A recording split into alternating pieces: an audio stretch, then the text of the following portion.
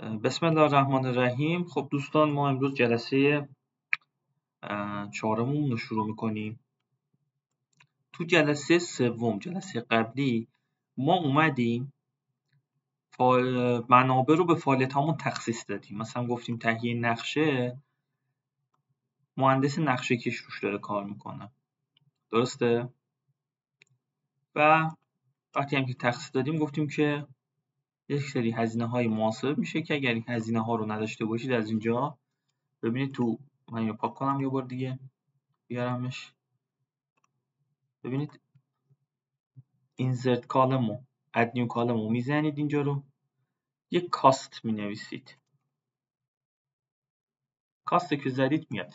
دوستان این کاستایی که فعلا به دست اومده کاست کلی پروژه نیستا، هزینه منابع، هزینه های منابع پروژه است. کل پروژه حالا 6 میلیون و 18 هزار تومان در انجام میشه. مثلا تهیه نقشه چقدره؟ 320 هزار تومان. و بازبینی اصلاح نقشه چقدره؟ 120 هزار تومان. مجموع میشه 480 هزار تومان. خب من یک توضیح رو امروز اینجا بدم، بعد حالا یک کمی از کاستا بگم. خیلی کم میگم، از کاستا زیاد نمیگم چون کاست خیلی کار داریم با کاستا. مثلا ما یک ساختار شکستی رو داریم،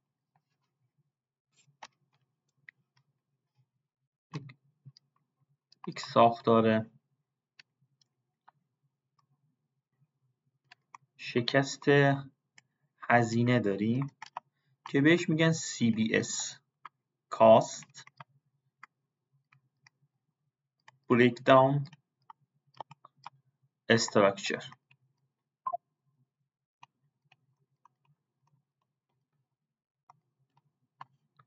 پس شد CBS Cost Breakdown Structure. خب این هزینه کل، این هزینه هر فاز، هزینه طراحیه، این هزینه مثلا اینجا چی داریم؟ یه بار چک کنیم با هم دیگه. هزینه آماده سازیه،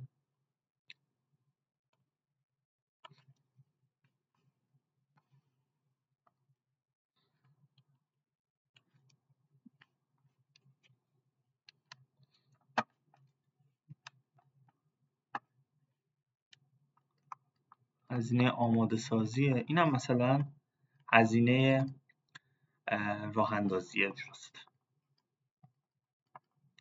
ببینیم بچه‌ها، هزینه طراحی دقیقاً میشه هزینه تهیه نقشه، بازبینی و اصلاح، میشه هزینه بازبینی و اصلاح. خب هزینه فاز طراحی مساوی است با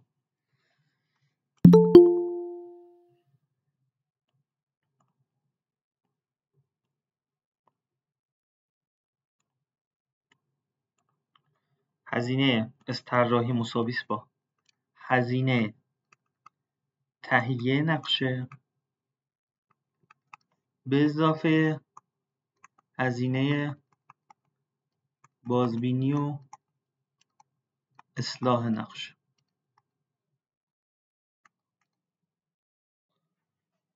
حله؟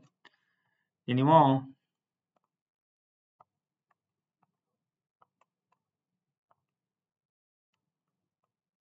این قسمت رو داریم. الان اینجا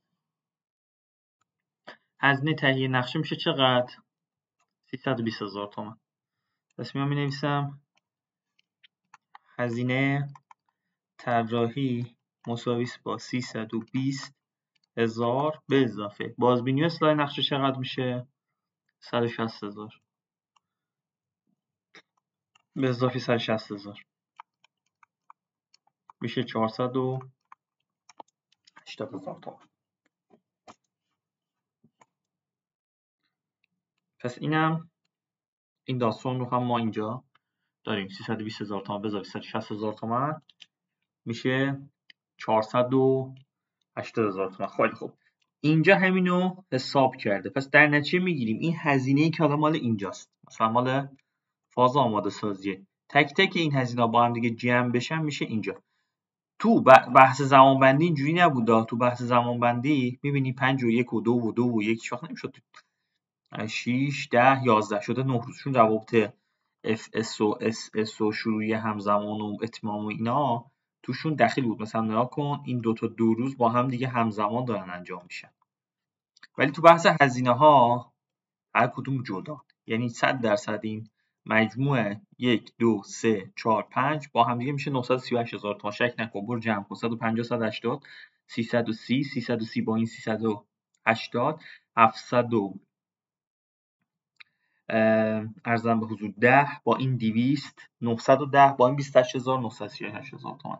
پس این بحثمون هم باشه که بچه CBS اصلا ساختارش هم چطوریه و چطوری به دست میاد. دقیقا همون WBS رو میکشی برای هر کدوم از اون فعالیت ها یه هزینه‌ای وجود داره که بالا دستی این، مثلا هزینه این میشه مجموع این دوتا.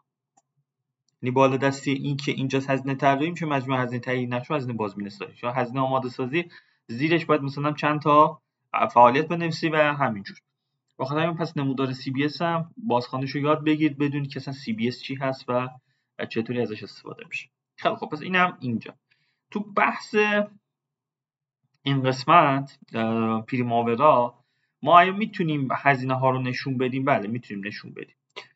ببینید دو تا مسئله وجود داره. یه دونه شما میتونید باجت توتال کاست رو اد کنید براش. حالا اینجا 6 میلیون 120 هزار تومان بوده، یه تفاوتایی داشتم ما اشتباه وارد کردیم، اینو باید اصلاح کنیم. 6 میلیون 19 18 هزار تومان درسته. من باید چک کنم. مثلا این شده پروژه ساخت 480 هزار تومان، طراحی درسته، آماده سازی 938 هزار تومان درسته، اجرا شده 4 میلیون 902 هزار تومان. اینجا چی بوده؟ اجرا بوده 4 میلیون و 600 هزار تومان. 302 هزار تومان ما اینجا اشتباه داشتیم.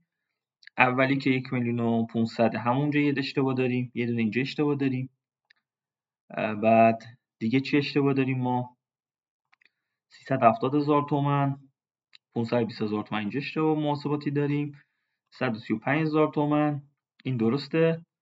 2 میلیون و 595 هزار تومان درسته. پس حالا اینجا نصب قالب کننده مسطح کننده بتون ما چک میکنیم، با این مقایسه میکنیم دیگه. یه خوبی حالا اینه که همزمان بخوای بنویسی میفهمی که ایراد کارت کجا بوده. خیلی خوب، ببینیم چی رو اضافه زدیم. یه سرکارگر داریم اینجا. سرکارگر ارزم به حضور 100% داریم. بله درسته، سرکارگر داریم. 2 تا کارگر داریم. کارگر 200%، این هم درسته. بعد دیگه چی داریم اینجا؟ قیچی آرماتور یه دونه. قیچی آرماتور یه دونه. بچه قیچی آرماتور چند تا داشتیم؟ فکر کنم اینور درست زده باشیم. قیچی آرماتور 20 تا دونه. بچه میتونید یه لحظه چک کنید قیچی آرماتور رو، چون اینجا ما تعدادش رو یه دونه زدیم. خب اینور ما چند تا داریم تو ریسورس شیتمون؟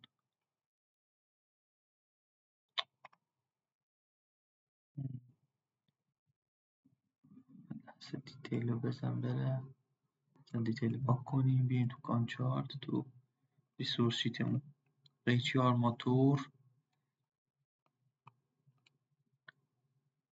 ماکزیموم یکی داریم. قیچی آرماتور درسته؟ بچه کسی نمیتونه کمک کنه؟ من باید دوباره دنبال عکس‌ها بگردم. بکنم اینجا باشه عکسامون. اسم فعالیت چی هست؟ اسم فعالیت یه بار با هم چک کنیم. اسم فعالیت نصب قالب بندی و مسطح کننده بتون. خب میام اینجا. حواستون به من هست یا نه؟ نصب قالب بندی و مسطح کننده بتون. قیچی آرماتور یه دونه است. ما اینجا چند تا گذاشتیم قیچی آرماتور رو؟ 100%. خب قالب فلزی نگه دارنده 2000 تاست. این ایرادی که براش پیدا کردیم. خب بیا الان مسطح کننده قالب مسطح کننده بتون اینجا 1,500,000 بوده، اینجا هم شد 1,500,000. نصب خطوط فاضلاب. نصب خطوط فاضلاب چک کن. سرکارگر 1 کارگر 2 تا لوله 30 تا جرثقیل 1. بیایم اینجا نصب خطوط فاضلاب. کارگر 2 تا، کارگرش 2 تا، سرکارگر 1 یه دونه است، لوله 30 تا دونه است، جرثقیلش هم 1. خیلی خب ببینید تفاوتش تو کجاست. الان اینو توضیح میدم. اینم چی شد؟ اومدیم اینجا نصب خطوط فاضلاب اینجا هست، میبینید میلگردش هم 2 تن. میلگردم باید بذاریم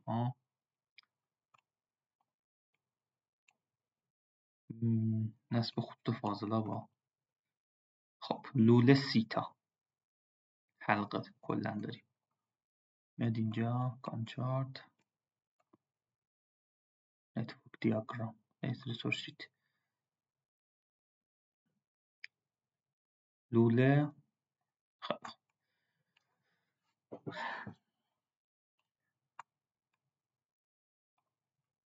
خب کسی میتونه توضیح بده که چرا اینجا این اختلاف هزینه به وجود اومده؟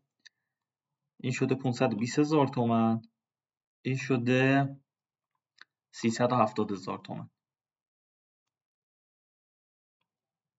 از دوستان کسی میتونه این توضیح بده؟ هستین یا نه؟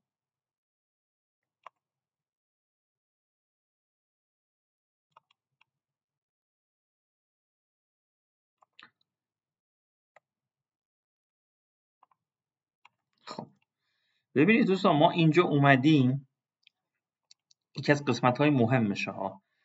ببینید من کلا اومدم اینجا وقتی که توضیح میدم تو این شکل میگم کلا نصب خطوط فاضلاب.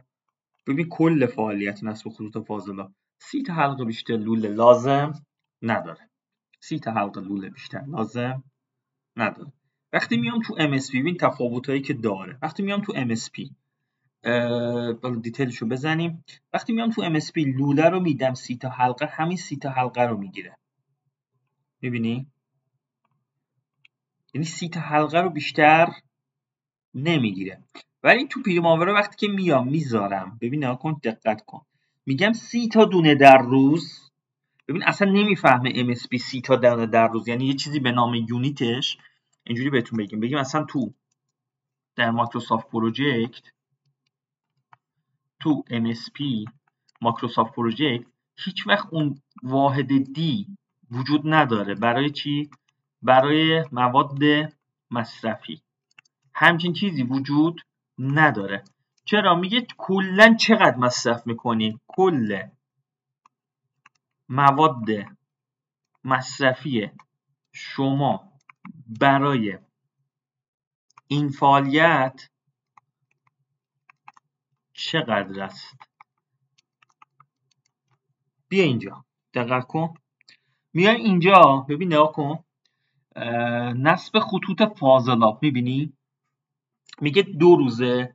تو این 2 روز وقتی روش دبل کلیک میکنی میگه آقا من نصب خطوط لوله کلا 30 تا حلقه لوله میخوام براش استفاده کنم.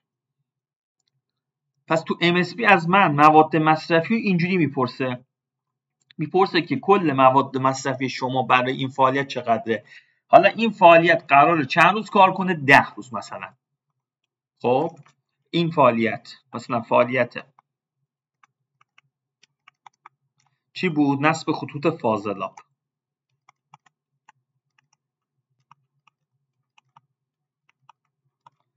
در طی 2 روز انجام خواهد یافت. یعنی انجام خواهد شد، طول خواهد کشید. یعنی انجامش 2 روزه، کار 2 روزه. کل این 2 روز،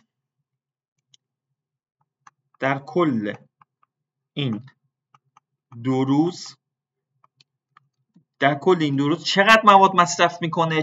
چند حلقه لوله؟ 30 حلقه لوله لازم دارد.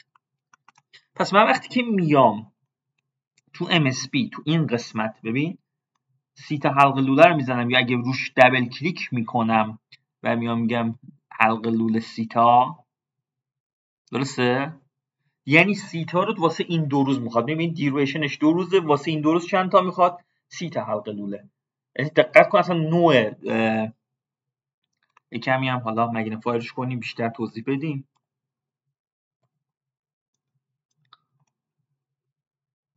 ببین دقت کن میگه دیوریشنش 2 روزه، واسه این 2 روز چند تا لوله لازم داره؟ 30 حلقه لوله. وقتی هم که من اینجا این پروژه رو بهت دادم نیومدم بهت بگم هر روز چند تا مصرف میکنه نصب خطوط فاضلاب، گفتم 30 حلقه لوله لازم داره. نصب خطوط فاضلاب 30 حلقه لوله لازم داره. وقتی اومدم تو پریماورا وارد کنم چیکار کردم؟ 30 حلقه مواد مصرفی که 30 حلقه است رو هر روز 30 تا براش گذاشتم. ببین هر روز 30 تا.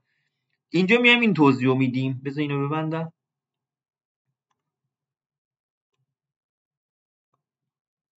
میام اینجا میگم اما در پریماورا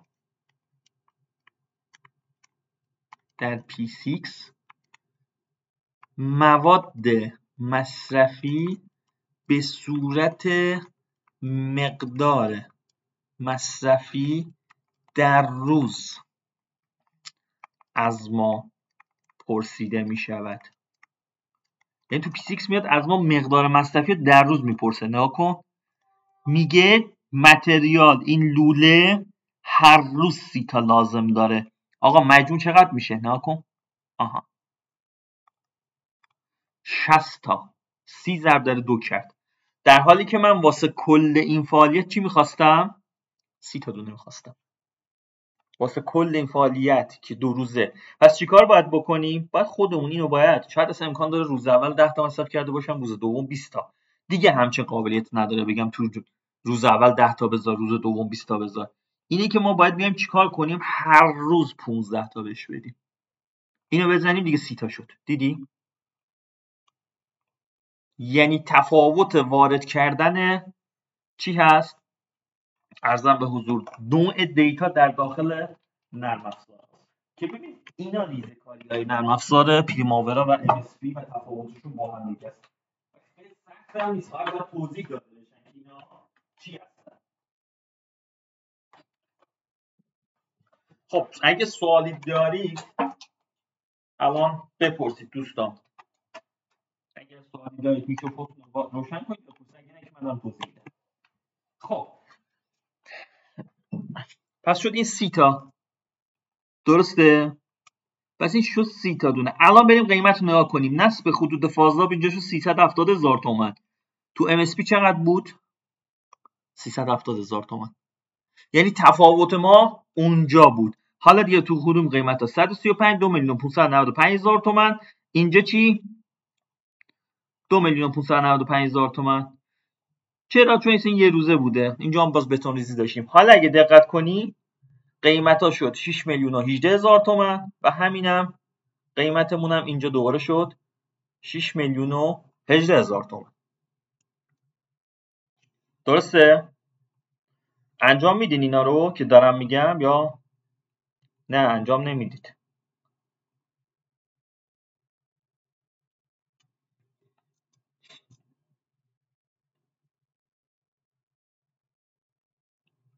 انجام میدید یا نه؟ خب اینم از این. پس ما الان فهمیدیم که تفاوت وارد کردن چطوریه. ببینید بچه‌ها یک کار خیلی کوچیکه با خودمون انجام بدیم. ببینید اگر الان من تو بتونریزی چقدر دارم؟ تو فعالیت آخر دیگه میام تو فعالیت آخر روش وای میستم، توش دبل کلیک میکنم. وقتی که دبل کلیک میکنم میگم بتونریزم 100 متر مکعبه. حالا اینو میکنم مثلا 4 روز زمانشو.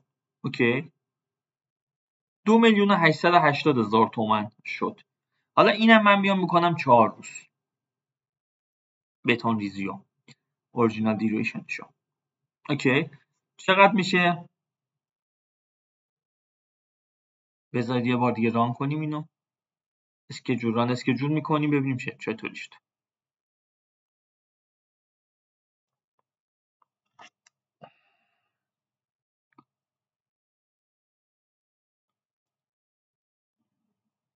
زمان پروژه افزایش پیدا میکنه به 18 روز. این چی؟ زمان پروژه افزایش میکنه به 18 روز. خیلی خوب. هزینه اینجا میشه 2,880,000 تومان. اینجا 2,595,000 تومان. حالا چه اتفاقی میفته؟ ببینیم کسی از دوستان خواست وارد بشه تو سیستم. بذارید اجازه بدید ادمیتش کنیم. شما خانم علی بابایی میکروفون تو باز کن، صحبت کن دیگه.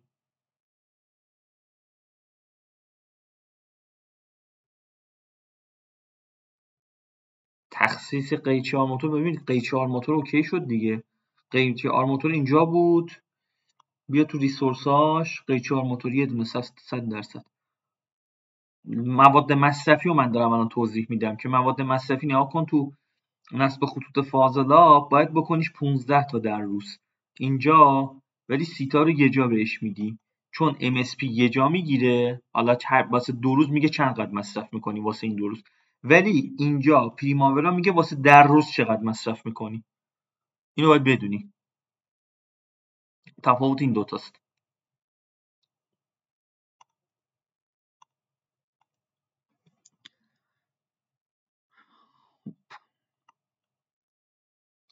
یه باجت کاست هم از اینجا بگم بچه‌ها.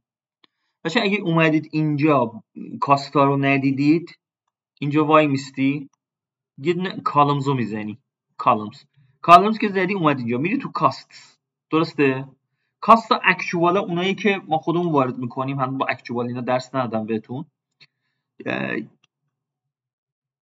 بیس لاین هم فعلا بهتون نگفتم، تو درصد پیشرفت بیس لاین ها رو میگم، اینا هم بحثای بیسانه.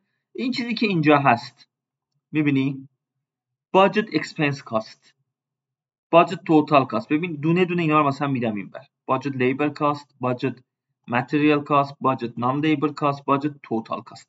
ببین اینا چیزایی هستن که بودجه دیگه، به قول ما برنامه‌ریزی میکنیم برای اینا. این سه تا رو اینا رو میگیرم میارم اینجا همه رو.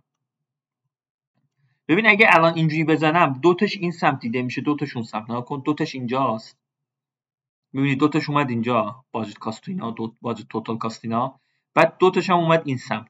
همیشه یادت باشه اینو بزن برو سمت کالمز، ترتیب اینجاست. بچه میخواین هر کجا وایسته این مثلا باجت متریال کاست، من میخوام آخر بزنم. یه دونه تیک بزنم میاد آخر. نگاه کن باز متریال کاست اومد اینجا. اگه یه دونه بزنم کالمز، بعد مثلا این باجت نان لیبر کاست و اینا، اینم میاد آخر. باجت توتال کاست اینم میارم آخر. میتونم اینجوری هم بگیرم و درگش کنم بیارم پایین. مثلا باجت توتال کاست هم میارم اینجا. ببین یه تکه تفاوت هایی که هست، مثلا اینجا شما میدونید چقدر هزینه واسه نیروی انسانی لازم داری. این اکسپنس هایی که قرار انجام بدین، تخصیص این اکسپنس ها رو نگفتم، پس بذار اکسپنس ها رو بردارم. فعلا اکسپنس چیزی نگفتم. ببین اکسپنس رو اینجا میگیرم میدم این سمت. ببینی میدم این سمت، رفت داخل خودش. بدم این سمت میاد این سمت، بدم اون سمت میره اون سمت، رفت. اصلا باجت باش کار ندارم. باجت لیبر کاست. باجت لیبر کاست میدونی چیه؟ یعنی بودجه‌ای که واسه نیرو انسانی لازم داریم. یعنی همون نقشه کشی هست، بعد اینجا واسه هم کارگر اینا مجموع هر قیمت ایناست که همچین چیزی رو تو MSP نداریم. یعنی MSP نمیتونه بیاد مثلا تو کاستا لیبر کاست بده. من تا حالا ندیدم اصلا لیبر نان لیبر نداره که بخواد بیاد کاست لیبر بده. میبینی یا اصلا کاست بزنی براش هیچی نمیاره دیگه، یه کاست کلی فقط داره. ولی پریماورا جزئیات داره. خوبی های پریماورا اینجاست. یا اصلا بهش میگی باجت توتال کاست، توتال کاست رو بهت میده، درسته؟ یا باجت نان لیبر کاست رو میدی، درسته؟ اینا رو بهت میده. خب بچه‌ها بریم تخصیص رو بگیم، بعدا برگردم اینجا اینو توضیح بدم بهتون که چه اتفاقی میفته اینجا. مثلا اگر زمان رو اینجا ما زیاد میکنیم، ببینید زمان رو زیاد کردیم، هزینه ها افزایش پیدا کرد. ولی اینجا زمان رو زیاد کردیم، مثلا بتون ریزی رو 4 روز کردیم، هزینه افزایش پیدا نکرد. همون 2,500,000 تومان، 595,000 تومان موند. اینا بمونه توضیح بدیم دیگه. بذارید اینم من یکم بهترش کنم. توتال کاست رو بذارم آخر. اومد توتال کاست. اوکی. توتال کاست رو جای این دوتا رو عوض کردم، جای این دوتا ستونا. حله. پس بذارید من این بمونه آخر سر، چون دقیقا دیگه فیکسیونیست و اینا هم تو MSP محل مصرف داره، هم تو اینجا محل مصرف داره و همچنین تو همین تسطیح منابع محل مصرف داره. پس ما همین رو برمیگردونیم به یک روز بتون ریزی، یک روز بشه و باقی بمونه. چون ببین اگه 4 روزش کنم، اگه اینو 4 روز کنم هزینه‌اش افزایش پیدا میکنه. برمیگردونم تو یه روز، هزینه‌هاش برمیگرده سر جای خودش. ولی اینجا من اینو میکنم باز یک روز، اوکی، بعد میزنم رام بشه، مجددا اسکیجول کنه، هزینه باز همون 2,595,000 تومان میذارم تو 4 روز، زمان چیزو افزایش میدم. بتون ریزی رو میبینی، زمان بتون ریزی، حتی زمان پروژه هم طولانی میشه ولی هزینه افزایش پیدا نمیکنه. که چه اتفاقی میفته، دلیلش چیه، فیکسیونیتاشون چه تفاوت داره، اینا من اونجا بهتون توضیح میدم که اگر این دقت کنید یه همچین چیزایی پیش میاد. اگه میخواین هزینه کار کنید که معمولا ما توصیه میکنیم که اصلا هزینه اینا رو با نرم افزار پریماورا اینا خیلی مواظب باشید. یه همچین چیزایی یا MSP یه همچین تفاصیلی داره. شما مثلا 4 روز میکنی اینجا، حجم کار 4 روز شده، بتونت زیاد شده، چیزی چرا مثلا انقدر یهویی مثلا قیمتا میره بالا، دلیلش چیه؟ یه سری داستانایی داره که اینو بعد این مبحث تدریس کنم، چون اگه بریم داخل این مبحث که چرا اینجا هست شاید گنگ باشه قبل اینکه ما بخوایم لول ریسورس رو بگیم. خیلی خوب، این چرا صاحب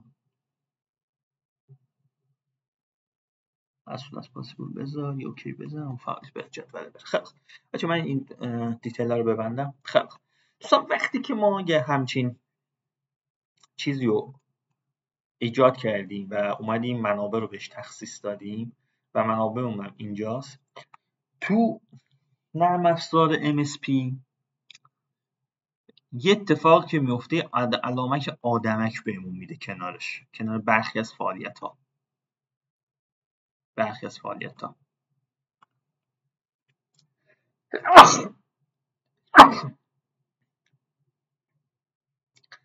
خب اگه من کنار این آدمک وایستم و وایستم اینجوری چک کنم، این می‌نویسه که disk task has over allocated resources. میگه این فعالیت دارای تخصیص بیش از اندازه over allocated، تخصیص بیش از اندازه منابع رو داره. right click for options، من اگه رایت کلیک کنم یه سری چیزایی رو به من میده که من به هیچ عنوان به اینا دست نمیزنم بچه‌ها. دیلیت تاسک و اینسرت تاسک و نمیدونم ارزم موضوع فیکسینگ تاسک انسپکتور، اصلا به هیچ عنوان به اینا دست نمیزنم، اصلا از اینجا استفاده نمیکنم. ببینید یک سری داستانی رو داریم ما اینجا که باید تدریس بشه، تسطیح منابع، یعنی فصلی هستی که بهش میگن تسطیح منابع. میام اینجا، خب من اینو چیز کنم و تسطیح منابع رو توضیح بدم. خب ببینید یک چیزی داریم به نام برنامه‌ریزی منابع شامل 2 قسمته بچه‌ها. برنامه‌ریزی منابع من میگم شامل 3 قسمته. یک، تعیین و شناسایی منابع مورد نیاز. حالا منابع چی؟ منابع از جمله متریال، تجهیزات و ماشین‌آلات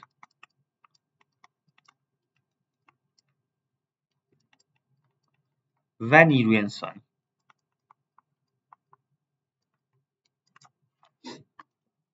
یعنی تعیین و شناسایی منابع مورد نیاز. اینا رو کی انجام میده تو سازمان؟ اینا رو کی انجام میده؟ ببینید مهندسی صنایع. تعیین و شناسایی منابع مورد نیاز از جمله این سه تا و میزان مورد نیاز از هر کدام. شاید خیلی از دوستانی که الان میرن سر کار و بارها گفتم، میگن آقا ما با منابع کار نمی کنیم. بچه‌ها ببینید درسته تو ایران مصرف MSP و پریماورا فقط شده گزارش‌دهی، شما نشون بدی یه درصد پیشرفتی از فعالیتتون نشون بدی. اینا چی هستن؟ ببینید داخل سازمان، درون سازمان شاید با استفاده از نرم افزار MSP و پریماورا اینا رو کار نکنیم، ولی چیزی که از مهندسی صنایع میخوان اینه. یعنی اصلا میگه آقا برو متریال مورد نیاز یک پروژه رو در بیار، میشه چی؟ MRP. MRP چیه؟ Material Requirement Planning، برنامه‌ریزی احتیاجات مواد. یعنی شما باید این انجام بدی. تجهیزات و ماشینالات و میزانش رو در بیار و نیروی انسانی رو کی انجام میده؟ برنامه‌ریزی تولید. و حالا اون شرکت هایی که پروژه میگیرن و تولید میکنن، حالا یه سری تولیداتی دارن که باید پروژه بگیرن تا بدن یا سفارش بگیرن.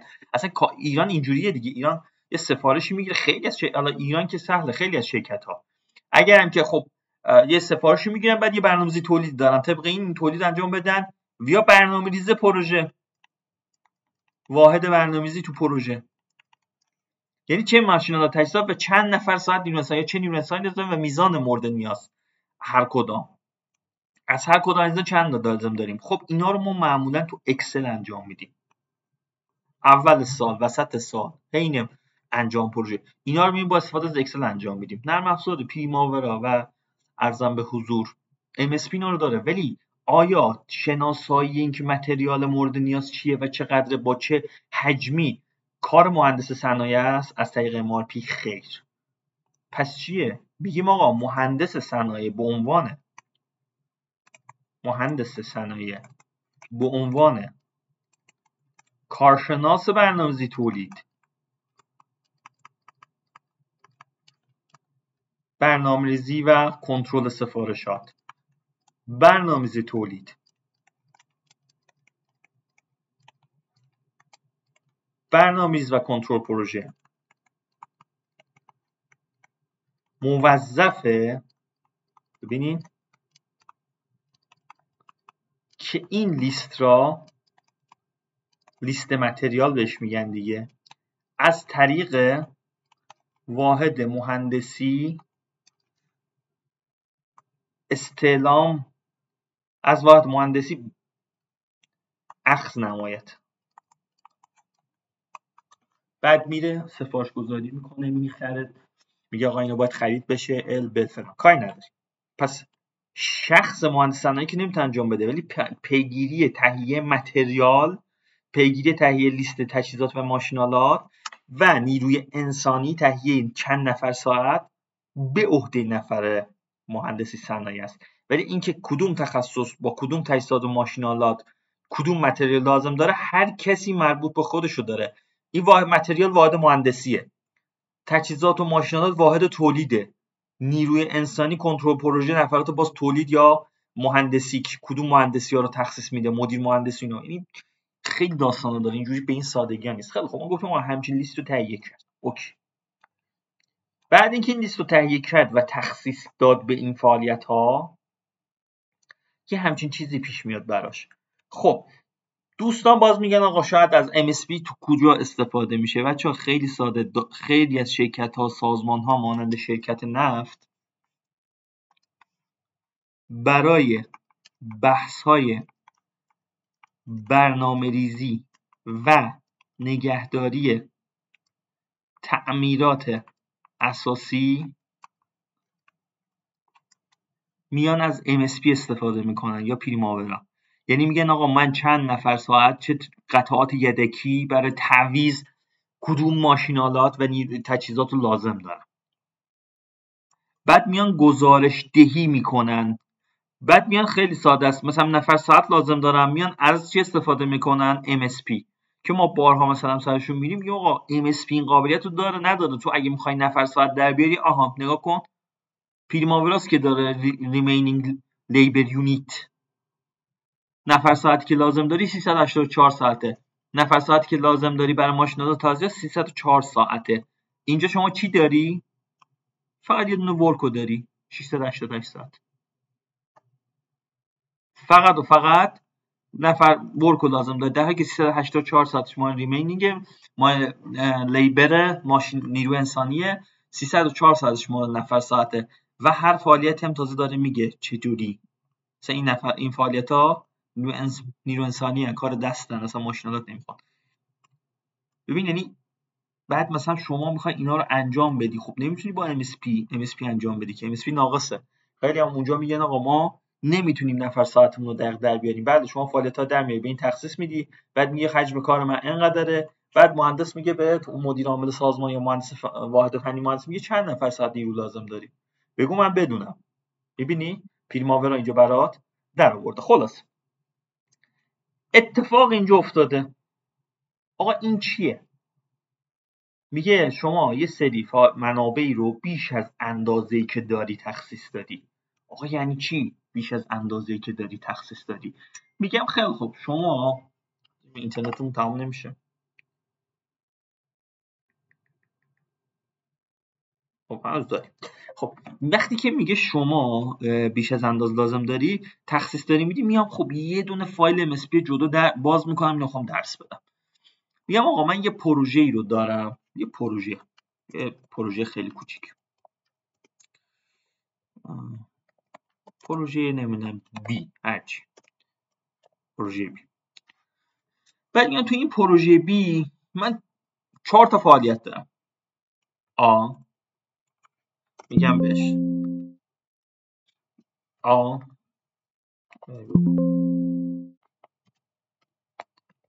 میگم بی سی دی. میگم 4 تا فعالیت دارم، هر 4 تا رو میدم جلو. بعد میگم این 4 تا فعالیت و ب با هم شروع میشن.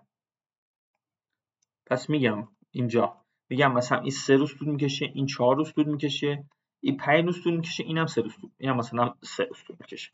میگم و ب با هم شروع میشن، پس B پیش نیازش هست از رابطه استارت تو استارت به اضافه 0.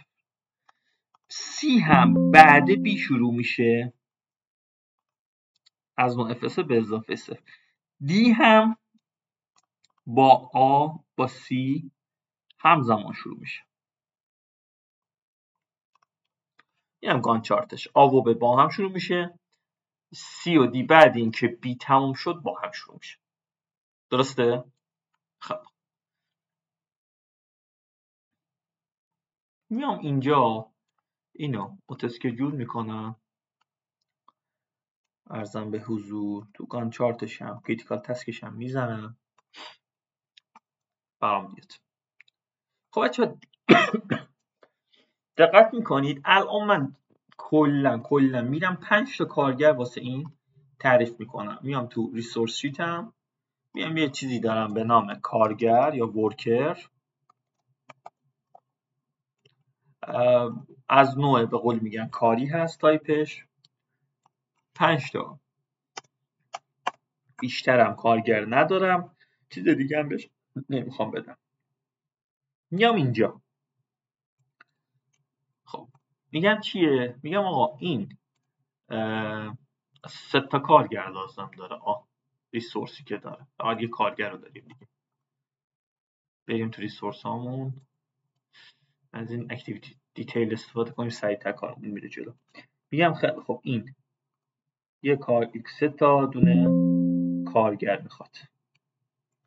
میگم این 3 تا دونه کارگر. B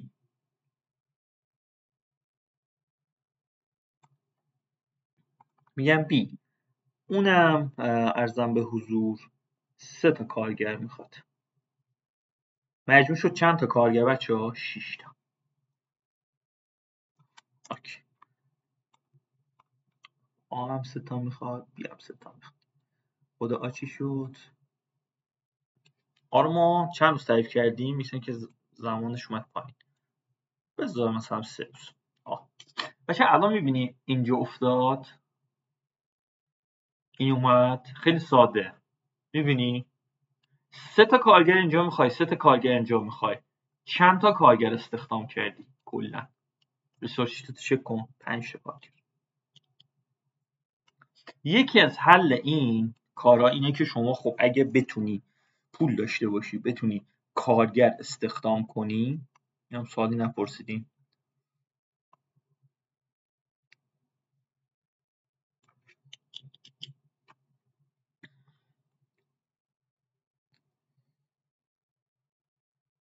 خانم باید چک کنی، باید بیاری نشون بدی، یا صفحتش میگم شیر کنی بعد کلاس بهم نشون بدی. اینجوری نمیشه چون بگی من بر درست کردم، باید با هم دیگه چک کنی.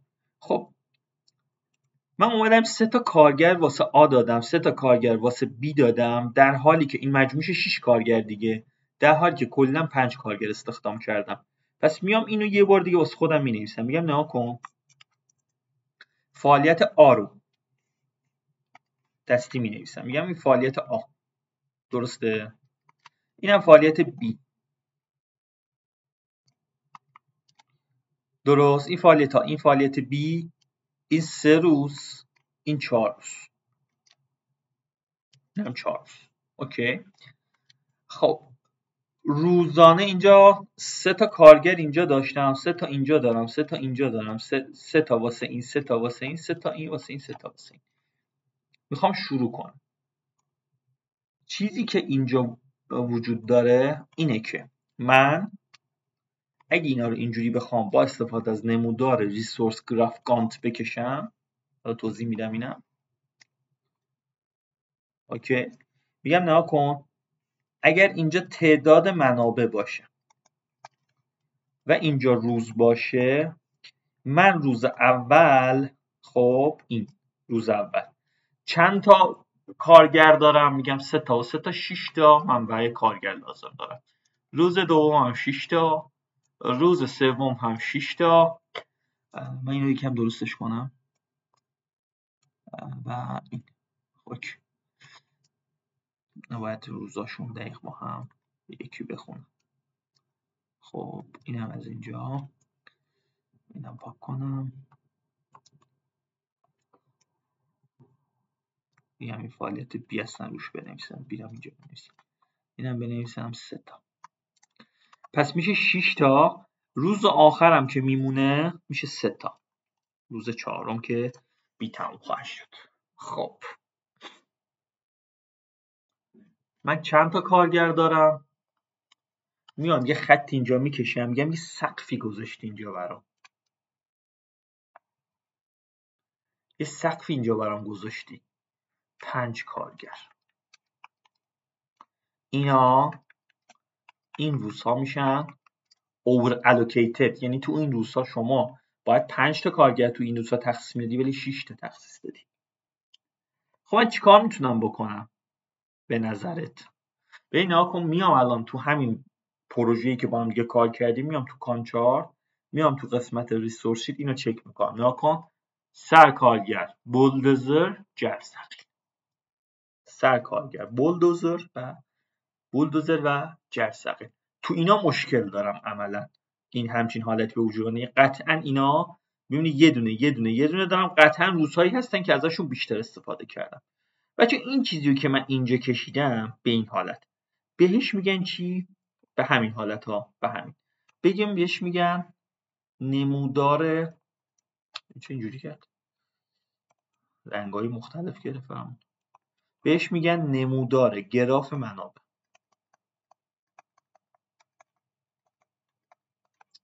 میام تو این پروژه‌ای که همین الان دادم تحویل دادم، میام نگاه کن، میام مگنیفای رو فعال میکنم.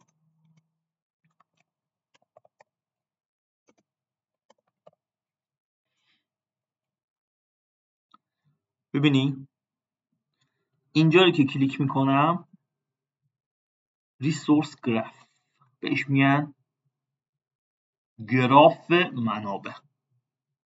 نکن این درست تعطیله. 1 2 3 روز چهارم. بچه من چه شکلی رو کشیدم؟ همون نیست؟ حالا بیایم مثلا اون 2 روز یه جوری یه کاری کنیم که دقیقا همین شکل در بیاد دیگه.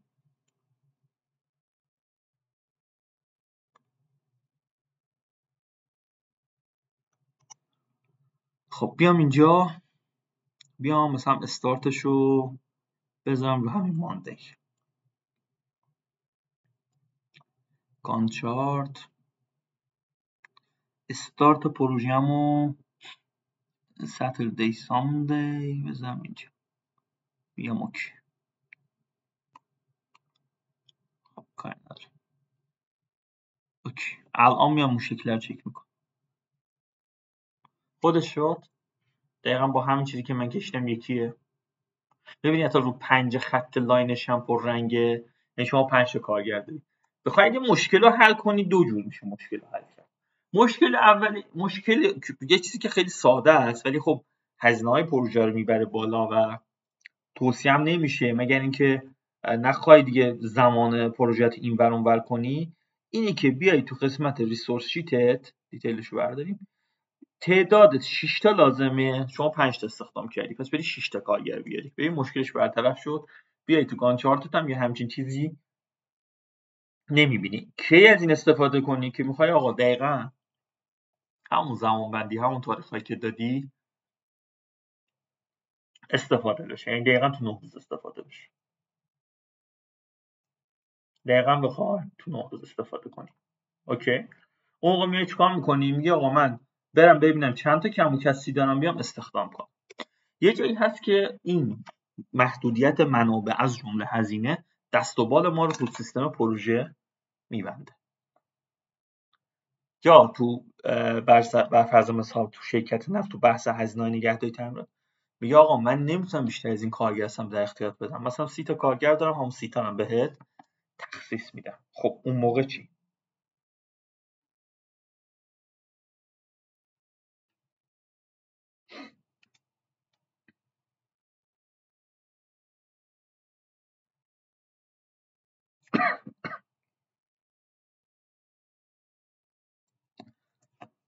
اون موقع باید چی کار کنیم؟ ببینید بچه‌ها یک راه حلی که اینجا وجود داره و نرم افزار پریماورا و MSP از این راه حل استفاده میکنه. میگه شما بیا بین آ و ب اولویت گذاری کن. بگو کدوم؟ چون من نمیتونم اصلا شروع کنم. 3 تا این کارگر لازم داره 3 تا این کارگر لازم داره. اولا یک فرضی رو گذاشته شده که این فرض بر اساس نوع فعالیت فرق میکنه. پس نمیشه گفت فرض نرم افزار یا این فرض الگوریتمی که توش استفاده کردن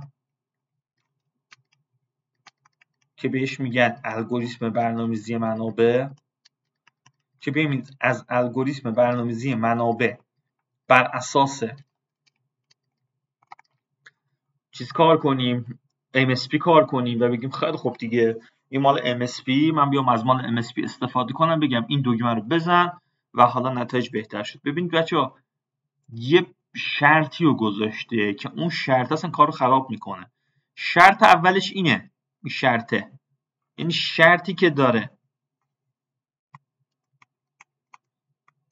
تا زمانی که تمام منابع لازم برای یک فعالیت تأمین نشود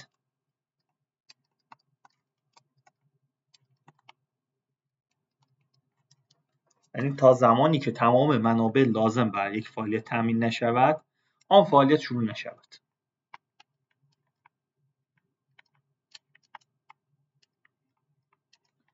این چیکار میکنه؟ میگه آقا شما 3 تا واسه فعالیت A لازم داری 3 تا واسه فعالیت B کارگر لازم داری. حالا 5 تا داری 3 تا رو به یکی از این فعالیت ها بده اولویت گذاری کن به یکی از این فعالیت ها 3 تا دونه رو بده. بگو من 3 تا به این میدم به 3 تا به این میدم. 3 تا رو به یکی از این فعالیت ها بده اون یکی فعالیت رو بنداز بعدن. چرا؟ چون 2 تا کارگر میمونه وسط اون دوتا رو بیکار میکنه. اصطلاحاً میگه شما اگر یا آ رو شروع کنی یا ب رو شروع کنی 3 تا بهشون دادی 2 تا کارگر مونده. بر فرض مثال بی رو شروع کردی فعالیت بی رو شروع کردی الان که بی رو شروع کردی 3 تا کارگر دادی درسته بهشون تخصیص دادی دیگه نمیتونی آ رو شروع کنی. یعنی این الگوریتم برنامه‌ریزی که خودش داره اینه بچه ما نمیتونیم اینجوری برنامه‌ریزی کنیم. درسته نرم افزار اینو به من میگه درسته نرم افزار کار من بهتر میکنه ولی عملا نمیتونم. چرا؟ شاید من بتونم فعالیت آرم همون لحظه شروع کنم به جای اینکه 3 روز طول بکشه 4 روز 5 روز طول بکشه با 2 تا فعالیت شروع کنم با 2 تا کارگر. بعضی جاها شدنیه بعضی جاها نشدنیه ولی میان در حالت کلی میگن آقا من یک پروژه‌ای رو دارم که نمیدونم یه چیزی حدود 1000 خط براش عرضم به حضور فعالیت نوشتم، زمان دادم، احضار دادم، حالا دادم که مثلا داره یه همچین ارورایی رو به هم میده، تداخل منابع میده. یا باید انقدر روش تمرکز داشته باشی که سریع بیای در بیاری ببینی مثلا مشکل از کجاست، چطوریه، چی به چیه و پیشنهاد بدی. بگی آقا مثلا اینجا به جای دو تا یه سرکارگر شما 2 تا بذار، ببینی مشکل حل میشه با 2 تا سرکارگر، میبینی حل شد. بگی آقا یه دونه سرکارگر پاسخگوی مسئله ما نیست، شما مثلا بیا اونجا 2 تا بذار که حل بشه مسئله. درسته؟ خب شاید پیشنهاد خوبی باشه و قابل قبول باشه برای ناظر پروژه یا مدیر پروژه. شاید هم نه، پیشنهاد خوبی نباشه، بگه نه من نمیتونم الان مثلا برم یه سرکارگر دیگه بیام 2 تا با هم دیگه اینجا درگیر بشن، این بگه اون درسته، اون بگه این درسته. خب بچه‌ها به نظر چیکار باید بکنیم؟ سوال دیگه. ببینید چیزی که پیشنهادی که نرم افزار MSP و پریماورا دارن به ما میگن خیلی ساده است. نرم افزار MSP و پریماورا به ما میگن شما هر وقت با همچین مشکل تخصیص منابع، محدودیت منابع روبرو شدی، بیا به سمت تسطیح منابع. خب از کجا میام به سمت تسطیح منابع؟ میگم سربرگ تسک رو دارم، فایل تسک ریسورس رو دارم، نگاه کن، لولینگ آپشن و اینا رو دارم، لول آل و اینا رو دارم. خب چی کار میکنه؟ ببین چی کار میکنه این لول اگه بزنی. میام اینجا تو نرم افزار خودم، تو برنامه‌ای که نوشتم، میگم خیلی خب اگه برا من لول کنه این کارو، میرم تو بحث ریسورس، میرم تو لول، میگم آقا لول کن. ببینم به این اصلا چیزی ندادم، بذار اصلا به اینا کارگر بدیم، ای شرط کارگر برسیم. بیا آقا اصلا این 2 تا کارگر میخواد، اوکی، اینم 3 تا کارگر میخواد، اینم 3 تا کار، بهش 5 تا کارگر که همزمان دارن کار میکنن و نیازی به مشکلات آنچنانی نداشته باشیم. ببین ما فقط تو اینا مشکل داریم، یعنی اگر یکی از اینا 4 تا بود یا 3 تا بود تو اینا مشکل میخوردیم. میایم دوباره چک میکنیم ریسورس گرافش رو، یکم دیگه الان فرق میکنه. ببینید ریسورس گرافش هم دوباره چک کردیم، یکم حالا میتونیم بسته تر ببینیم. ساعتی شد، ببینیم روز.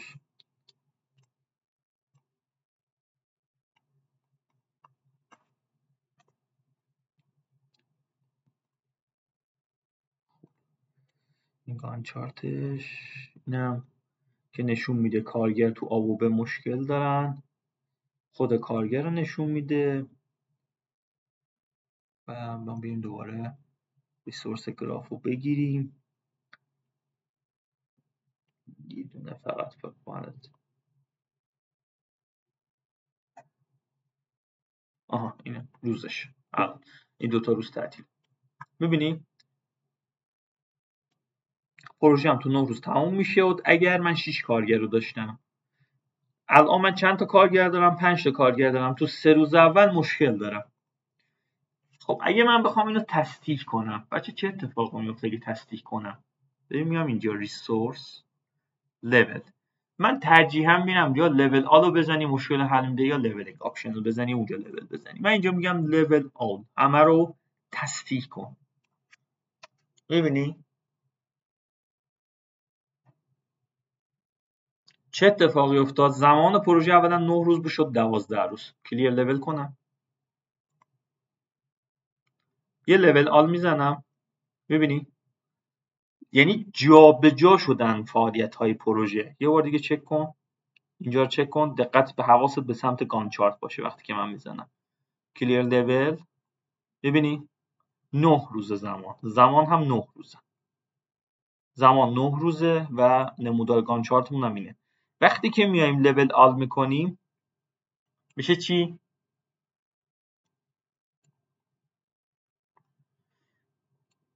میشه چی؟ 12 روز زمان خودش. یعنی فعالیت B ثبت میکنه اول A تموم بشه بعد شروع بشه، در حالی که رابطهشون چی بود؟ رابطه پیش نیازیشون استارت تو استارت به اضافه 0 بود. هرچند که رابطه پیش نیازی استارت تو استارت به اضافه 0 بود، ولی این امکان وجود نداشت که این دوتا همزمان شروع بشن به دلیل محدودیت منابع. یعنی فعالیت A و فعالیت B امکان این که اینجا همزمان شروع بشن وجود نداشت. حالا بریم سمت ریسورس گرافمون. ببینید مشکل حل شد، ولی چه اتفاقی افتاد؟ زمان پروژمون طولانی تر شد، بزرگتر شد. زمان پروژمون بزرگتر شد. خب چرا آ رو اول شروع کرد، ب رو شروع نکرد؟ کسی میتونه بگه؟ کسی میتونه بگه چرا اول آ رو شروع کرد، ب رو شروع نکرد؟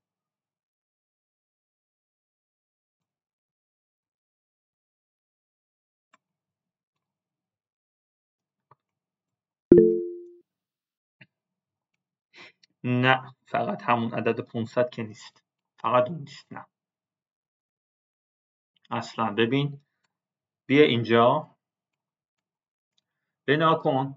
من تسک اینفورمیشن، بچه تسک اینفورمیشن هم یا دبل کلیک میکنم روش باز میشه، یا تو قسمت این تسک میام تو اینفورمیشن رو میزنم باز میشه. وقتی که میام همین صفحه‌ای که باز شده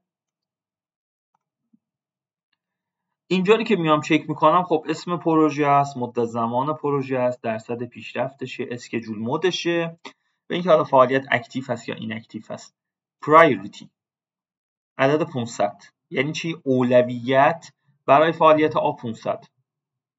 میام برای B، ببین اولویت برای فعالیت B هم 500. میام برای C، اولویت هم برای پرایوریتی، اولویت هم برای فعالیت C 500. میام رو D، اولویت هم برای فعالیت D باز هم 500.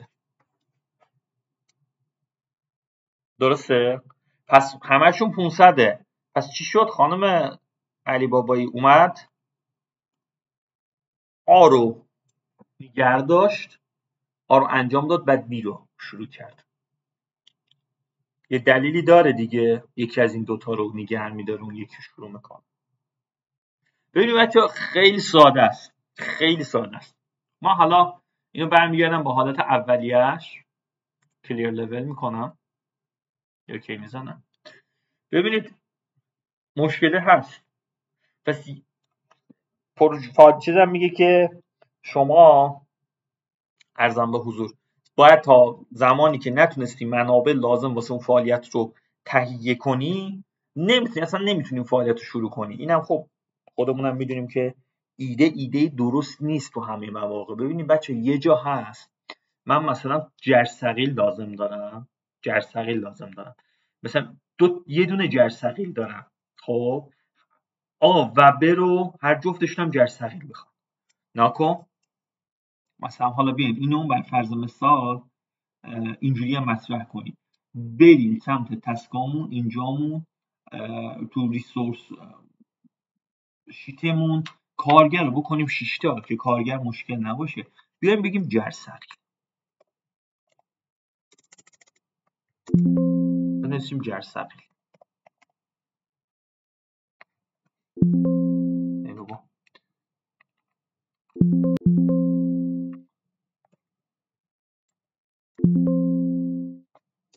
بنویسیم جرثقیل، بگیم یه دونه داریم. حالا بیایم بگیم هر فعالیت هم قراره فعالیت آ جرثقیل لازم داره، ریسورسلش جرثقیل هست یه دونه، اوکی. بعد میگیم فعالیت B جرثقیل میخواد، اونم یه دونه.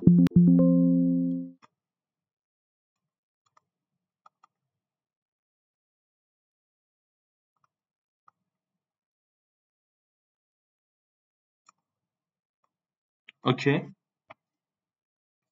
هم آ جرثقیل میخواد هم بی جرثقیل میخواد. 6 تا کارگر دارم، مشکل کارگر رو حل کردم. الان چی؟ یعنی الان میتونی بری 2 تا جرثقیل بخری، شرکتت هم یه جرثقیل داره.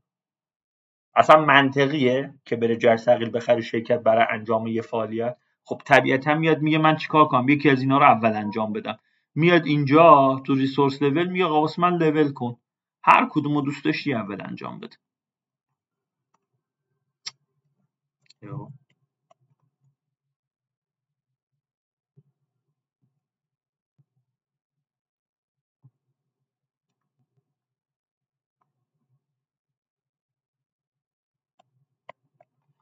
لحظه من فکر کنم تو چیزش اشتباه کردیم. ریسورس شیتش این بود که این یکی اینجا ساقل. اوکی 6 تا کارگر اینجا 6 تا کارگر اینجاست.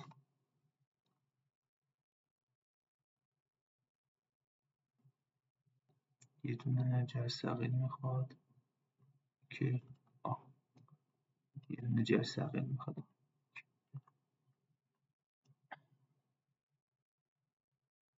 چرا باید الان این کارو بکنه با ما؟ لevelaش اتوماتیک باشه.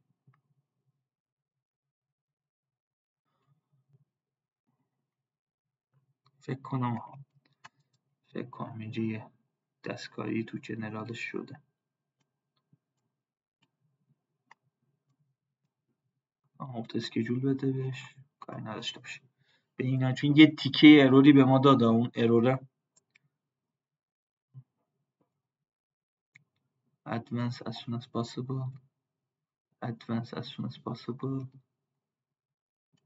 as soon as possible as soon as possible. خب fix units B fix units C fix units و D هم fix units. resource level up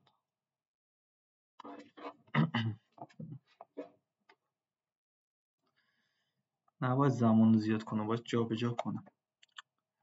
level option standard entire project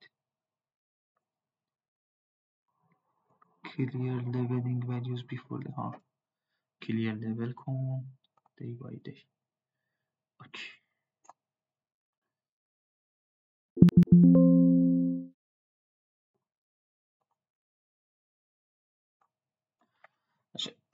اشتباه میکنه بچه اینجا. نرم افزار بعضی موقع این کار رو میکنه، الگوریتمش درست کار نمیکنه بعضی موقع میبینی.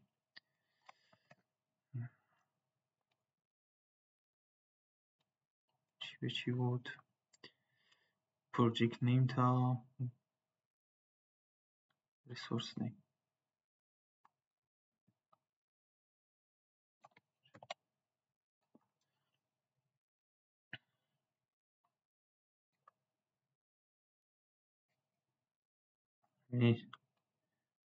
یهویی کپی پیست کرد اونجا چی زده 360 بعد 3 روز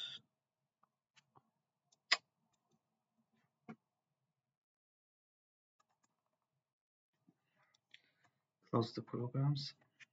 یه لحظه دوستان این بیاد بالا. چند بار لولش رو میزنی خودش قلقاتی میکنه، مشکل از اینجاست. خب بیاد بالا فایل نیو پروژکت. خیلی خوب شد. پروژکت فعالیت A فعالیت B فعالیت C فعالیت D شد. این 3 4 3 2 تا جایی که یادم میگه، شاید این برون بر باشه. این میشه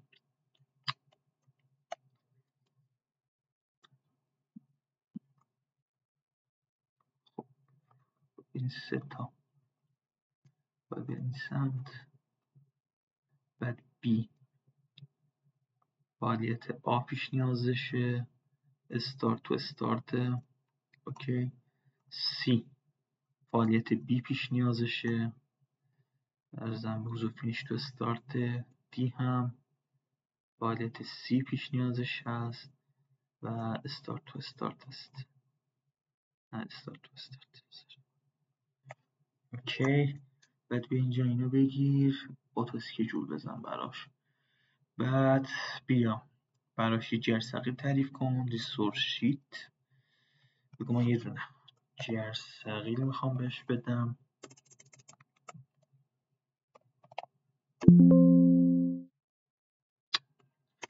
چه اینجوری میکنم امروز؟ جرثقیل یه دونه ورک ماکسیمومش یه دونه دارم ازش. میام تو گان چارت جرثقیل رو هم به این تخصیص میدم اوکی، هم به بی تخصیص میدم. اینم بزنم 4 روز، این هم 5 روز بود، این هم 3 روز بود. اوکی. حله. میگم خیلی خب الان مشکل دارم، جر صغیر مشکل شد، یا من باید 2 تا جر صغیر بخرم که آ و ب رو بتونم همزمان انجام بدم، یا اینکه باید بیام اینو لولش کنم. میرم سمت ریسورس، میگم لولش کن. میبینی اینم حالا گانت چارت سلکشن بزنم.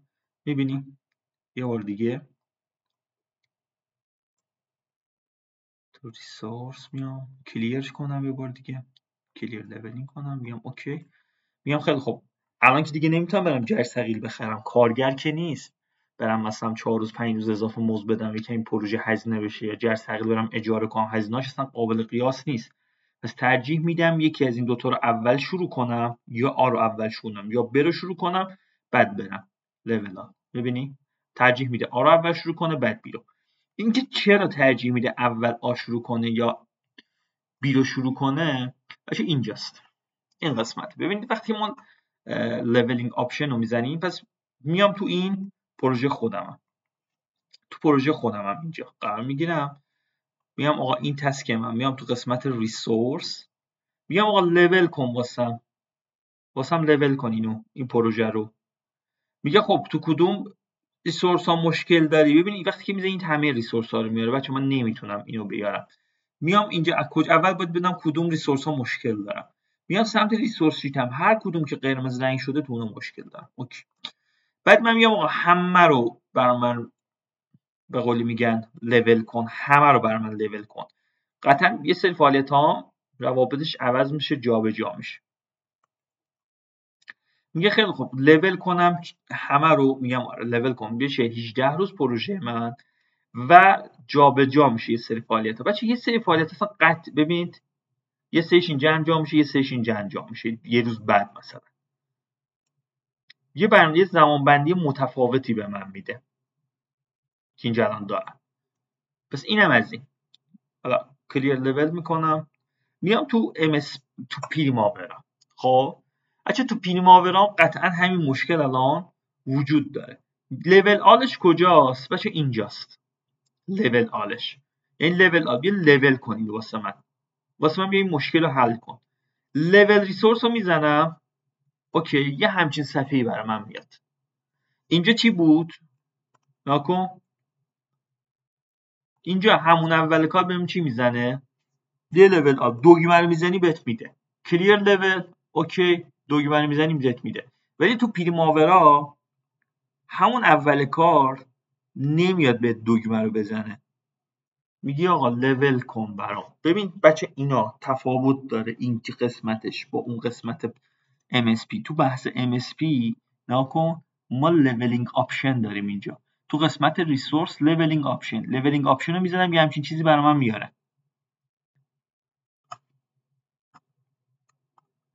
ناکن میام تو لولینگ آپشن رو که زدم یه همچین چیزی برای من میاره.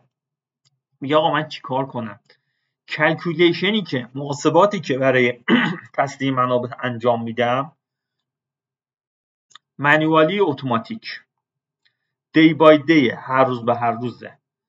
هر بار پاکش میکنم وقتی که دگمه این لول رو میزنی، هر بار اون قبلیه رو پاک میکنم دوباره از اول انجام میدم. میتونی تیکشو برداری بگی نه از اینجا لول کردی دوباره از اینجا به بعد دوباره لول کن.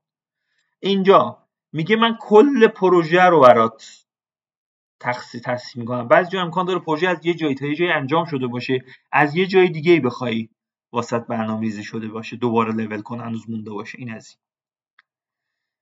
میگه سفارش، اون اوردر، اون دستوری که واسه برنامه تخصیص میدی چطوری بشه، برای اون تصدیق میدی. نکن استاندارد باشه، طبق اون الگوریتمی که خودم نوشتم باشه، بر اساس شماره باشه یا بر اساس اولویت و استاندارد باشه. بچه‌ها بخوایم بر اساس آیدی بگیم اینه، این آیدیه، یعنی هر کدوم که بالاتره اول انجام بشه. یعنی اگه من بیام تیکه، چون میگم این چیزی نیست که آدم بخواد توی یه جلسه اینا رو جمع بندی کنه.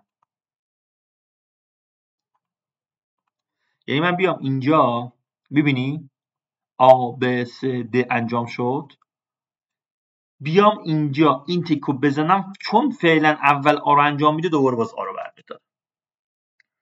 یعنی بیام تو level resource level option. این چی میگه؟ میگه وقتی که شما اومدی بر اساس آیدی گذاشتی، بر من فرق نمیکنه، من اونی رو انجام میدم که بالاست. حالا بخوایم اینجا یکم اینو توضیحشو بیشتر بکنیم.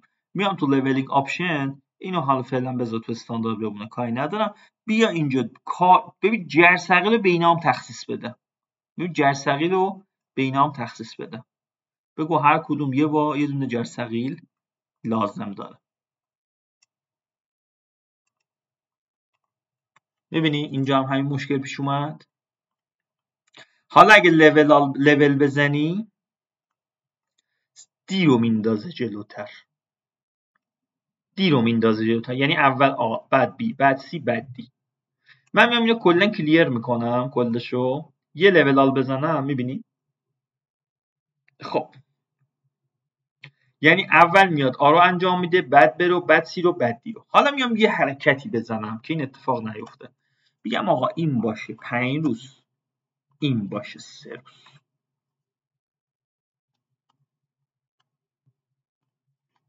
درست. همینجور تو مسیر بحرانی قرار میگیره، روز 3 روز بزنیم، مشکل نیست.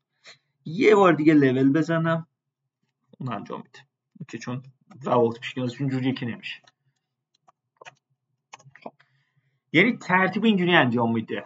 این بچه‌ها الگوریتم استاندارد شانسی اینجوری شده، اگه آیدی هم بذاریم همینجوری برای من انجام میده. اول آ رو شروع میکنه، بعد بی رو. اونی که آیدی کمتری داره یا ردیف بالاتری داره اول اونو انجام میده. حالا یه مثالی همین امروز انجام میدیم که این اتفاق براش نیفته.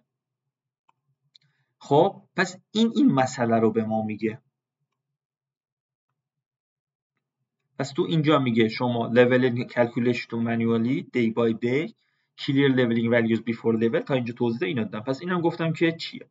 یکی هم که priority استاندارده. بچه priority استاندارد چی هست؟ بگیم priority استاندارد. میگم خیلی خوب. میاد اینجا میگه تو لول برو برای فعالیت B اولویتشو بذار 1000. ببین فعالیت B ادوانس فعالیتش کجاست؟ تو قسمت جنرال. اینو بذار 1000. بچه ببین 1000 که بذارم زیرش چی می نویسه؟ ناکن این 500 بود دیگه، 500 هیچی نمی نویسه. تا میکنمش 1000 اینجا یه چیزی می نویسه.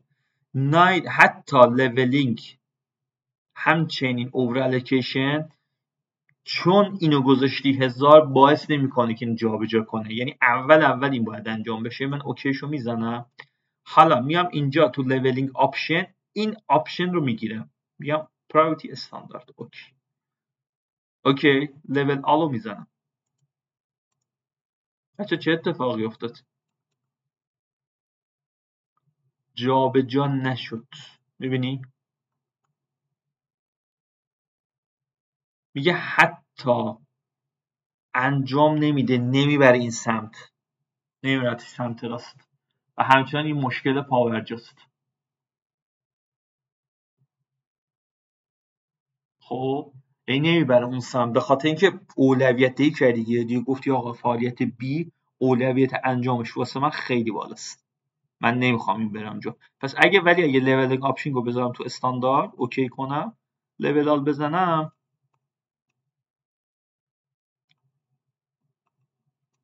باید بیاره. فعلا میگم نمیدونم چرا این داستان شده براش. حالا میام B رو ور میدارم میذارم تو 500 دیگه، اولویت بالا رو برداشتم براش. پس لول آلو بزنم، رفت. بچه یعنی اولویت دهی فعالیت هم دست ماست. میتونیم به یکی بدیم 300، به یکی بدیم 100، به یکی بدیم 1000، به یکی بدیم 700. یعنی بین 100 تا 1000 بهش وزن میدیم به هر فعالیتی و میگیم که آقا این فعالیت چقدر وزن داشته باشه، ولی همشون به حالت مساوی هستن. خب ما بقیه داستان اینجاها چیا هستن که اینا رو من دونه دونه باید بهتون توضیح بدم که اینا چی هستن. اوکی میام تو بحث پریماورا. میگم بچه لول که میزنم یک فضایی رو برای من میاره. لول از کجا زدم؟ اول اینو نشون بدم. ببین بچه ها همینجا نگاه کن. بذار مگنیفایرش کنم. هر چقدر بگم شاید نبینید.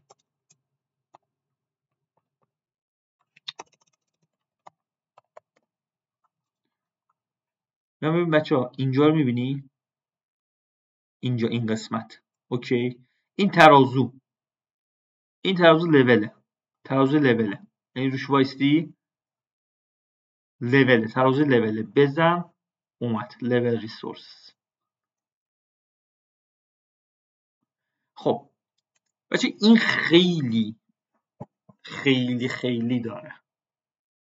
یعنی اصلا یکی از یکی به قولی میگن بیشتره. یعنی اصلا خیلی از اون چیزایی که فکر میکنی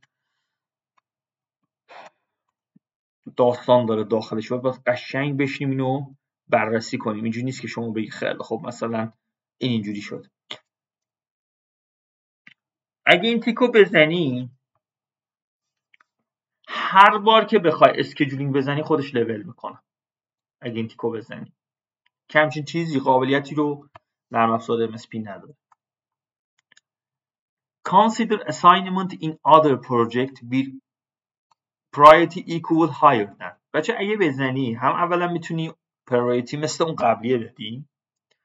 بعد تازه شما چند تا پروژه رو همزمان ران داشته باشی. به اینجا میبینی تیک بزنی یعنی میتونی بهش همون بحث اولویت و اینجور چیزا رو بهش بدی. کاری نداری. این هم اولویتش تو 5 نگه داشته و تیکش هم برداشته. اگر شما تیک اینو بدی تازه پروژه های دیگر هم در نظر میگیره. چون اینجا منبع مشترکه. یعنی یه شرکتیه که چندین تا پروژه رو داره انجام میده نه یک پروژه. بهت آلارم میده که تو فلان پروژه ما الان تک پروژه داریم کار میکنیم. تو فلان پروژه اینا هم اونجا تو این تاریخ لازم هستن. ببین قابلیت نرم افزار پریماورا رو تو MSP همچین چیزی وجود نداره. بعد یه همچین تیک اینجا داری preserve schedule early and late dates. ممانعت کن جلوگیری کن از برنامه‌ریزی زود و دیرتر که میگم چون هنوز نرم افزار کامل قابلیت این تقسیم منابع و برنامه‌ریزی منابع رو توضیح دادم بهت نگفتم. ریکالکولیت کن assignment cost رو after leveling. بچه نگاه کن همچین چیزی تو MSP داریم ما خودش که لول میشه قیمت ها رو همه رو داغون میکنه. یه لول بزنیم leveling option اسپلیت ها رو بردارم من اول.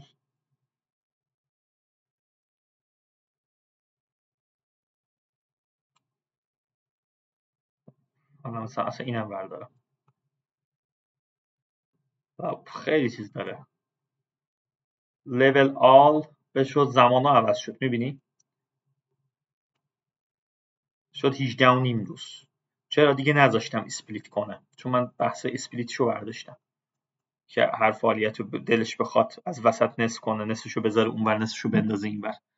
ولی من دوباره تیکاشو میزنم. این دو تاست دیگه. حالا من لول آل میزنم. اوکی میبینی وسط اسپلیت کرد. بعد رو قیمت ها اتفاقی نیفتاد. ولی اینجا خودش میگه هر بار که کلکولیت کنه قیمتات هم عوض میشه. طبیعتا قیمت های من عوض میشه. فعالیتی که پروژه‌ای که تو 15 روزه تبدیل میشه به 18 روز.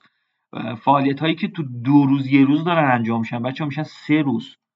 خب میبینی اینا 3 روز میشه این 3 روز میشه.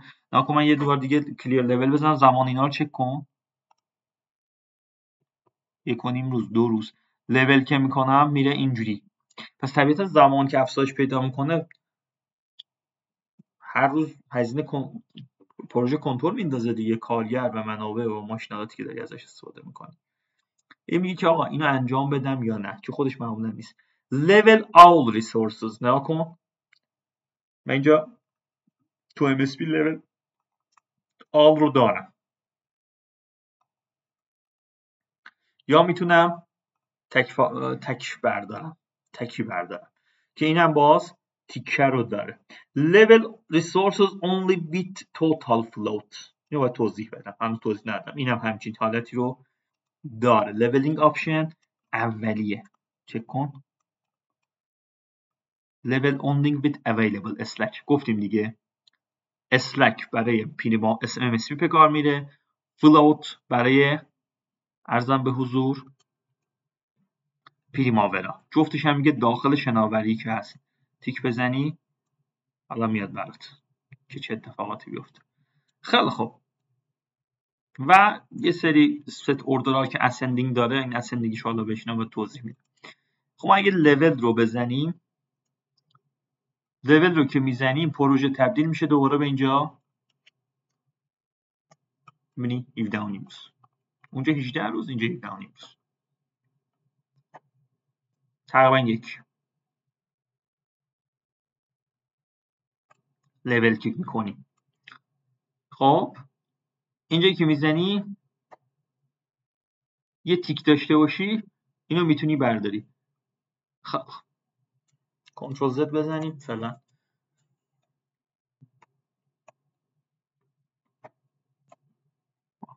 بعد لولمون رو دیلیت کنیم، حالا بعدم بهتون میگم.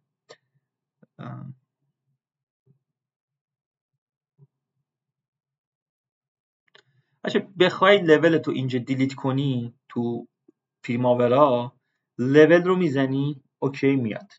میای تو اسکیجول لول که اسکیجول مجدد که بزنی کلا زمان بندی لول تو پاک میکنه، مگر اینکه بیای اینجا اتوماتیکلی ریسورس بین اسکیجولینگ لول رو بزنی. بعد این اسکیجول رو بزنی قاعدتا دیگه لول تو پاک نمیکنه، مگر اینکه این لول تو این تیک اولیه رو برداشته باشی. خیلی کار داریم ما با همین، دوباره پاک میکنه براتون. اگه میخوای یه بار دیگه چک کن ببین تو 15 روزه لول رو میدی اوکی، بهش لول رو میدی بزنه میشه 17 و نیم روز. اسکیجول رو میذاری میگه آقا اسکیجول کن واسم، میشه 15 روز. بخوای این اتفاق نیفته باید بیای تیک اول رو بذاری، میگه اتوماتیکلی لول ریسورس ون اسکیجولینگ، لول هم میزنی 17 و نیم روز میشه. اوکی بچه من فیلمو یه لحظه نگه دارم.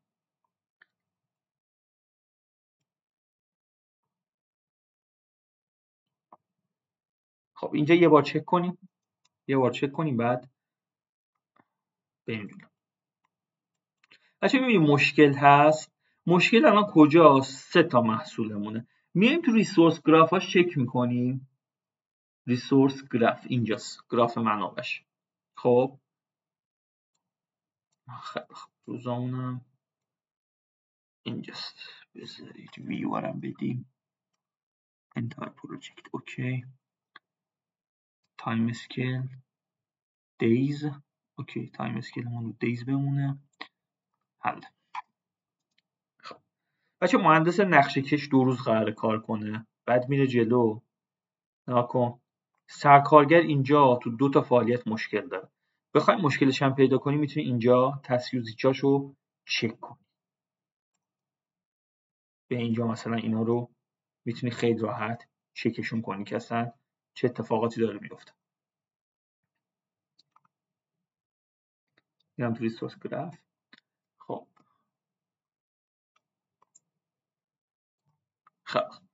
خب میام اینجا ببین بچه چیز من نگاه کنید، میگم این موس من رو نگاه کنید، موسی که داره کار میکنه کجاست. ببینید بچه میام اینجا سمت چپ پایین ترین قسمت این رولش رو میگیرم سرکارگر، بعد اینو میکشم نمودار ریسورس گراف شو بهم بده.